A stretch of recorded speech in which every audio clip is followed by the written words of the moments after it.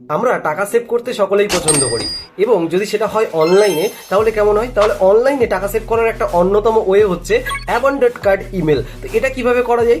এটা আপনি দেখুন, অফলাইনে যখন কোনো একটা দোকানে কিনতে যান, কোনো দোকানদার যদি সেই জিনিসটার দাম বলে 500 টাকা, আপনি সেখানে বার্গেনিং করতে করতে বলেন, দাদা যদি 250 টাকাতে দেন তাহলে আমি নেবো, না হলে নেবো না। এবং সেই মুহূর্তে দোকানদার কিন্তু আপনাকে বলে, ঠিক আছে আপনি 300 টাকা দিন, তাহলে আমি মালটা দিয়ে দেবো। ঠিক সেম ওয়েতে অনলাইনে হয়ে থাকে।